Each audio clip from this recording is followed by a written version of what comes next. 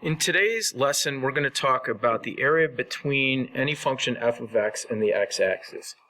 And I know some of you are probably thinking, well, that's just the integral. And it's not exactly just the integral unless the function is entirely at or above the x-axis.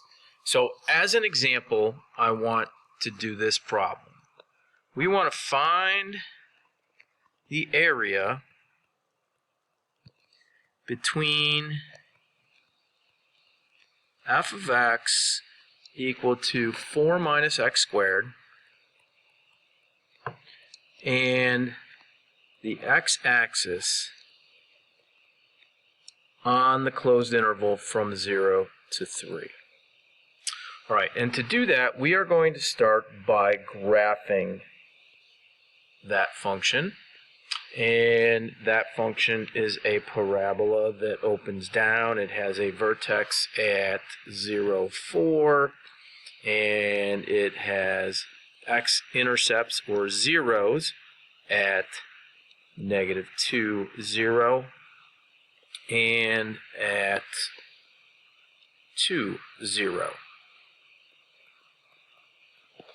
All right, so I want to find the area between f of x equal 4 minus x squared and the x-axis on the closed interval from 0 to 3. Well, that's going to be this area right here plus this additional area right here between 2 and 3. All right.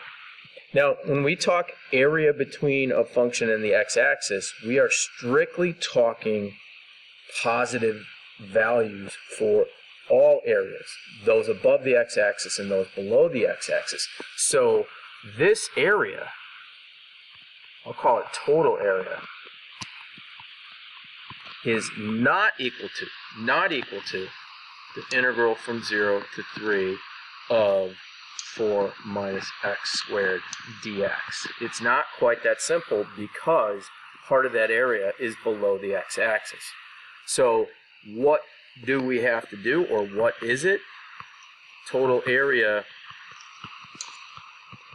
in this case is equal to the integral from 0 to 2 of 4 minus x squared dx plus the absolute value of the integral from 2 to 3 of 4 minus x squared dx. Why do we have to have that absolute value in there? Because when we integrate from 2 to 3, 4 minus x squared dx, the integral is going to treat the area below the x-axis as negative. So, how to find the area between a function and the x-axis?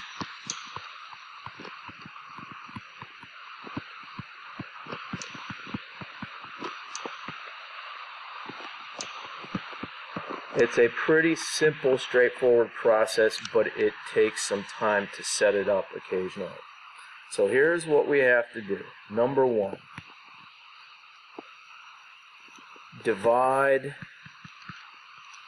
our closed interval AB, we'll call it, into subintervals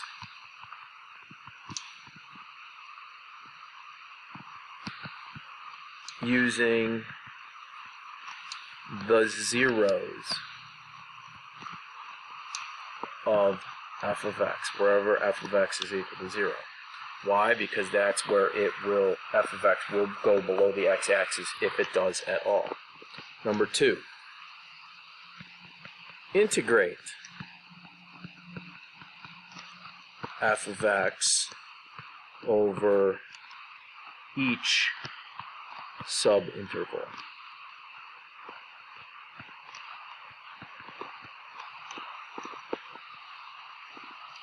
Number 3, add the absolute values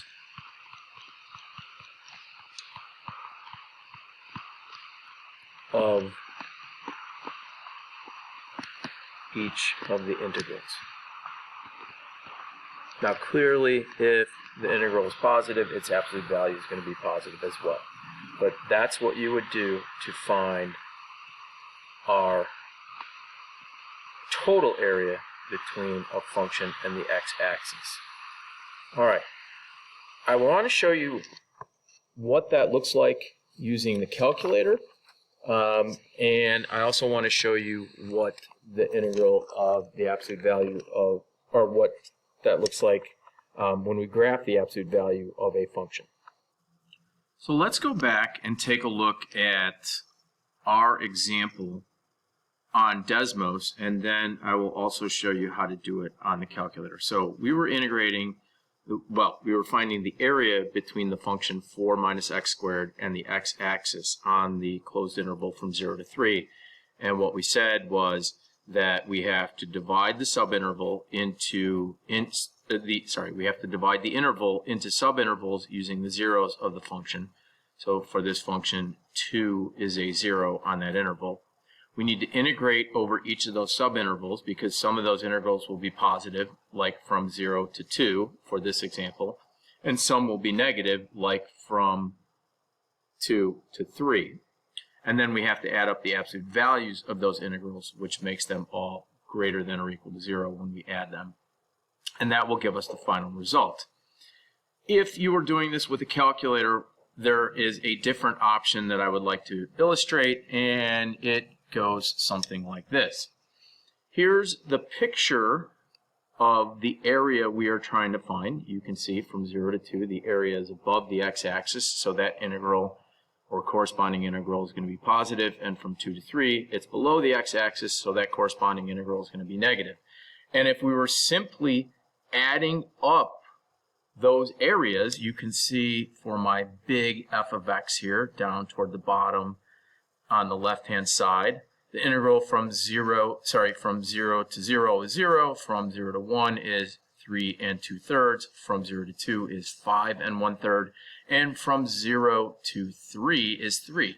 What you notice there is that the area goes down, the integral value goes down as you extend the limit of integration from 2 to 3. So what you have to do is you have to take the absolute value of all those integrals and add them up. Another option, and I'm going to show you this option because this is what the calculator would do, would be the following. You could take the absolute value of the function you are trying to integrate and integrate over the entire interval. And if you don't see what that did, watch as I graph the original function here in green. So what you see is the original function drops down below the x-axis at x equal 2, and the absolute value takes anything that is below the x-axis and reflects it back up over the x-axis, and we could therefore integrate that. And as further evidence, you will notice in my table down here that represents the value of the integral, if we were to integrate from 0 to 3, our answer for that absolute value would be 7 2/3, which is the area between the function and the x-axis. So the bottom line is, if you've got any areas that are below the x-axis, integration is going to treat them as negative. So if we're doing this on our calculator, it would best be done something like this. You wouldn't be given this problem on your calculator. This would be one that you'd be required to do by hand, but the integral would be something like this if you were doing it on your calculator. So we hit the math button, we go to number 9, and we're going to integrate from 0 to 3, and we want to find the area between the function 4 minus x squared and the x-axis. Because we get to use the calculator, we can just use the absolute value of the function, and it's going to be 4 minus x squared dx, and when we integrate that, you will see that we get the 7 2/3.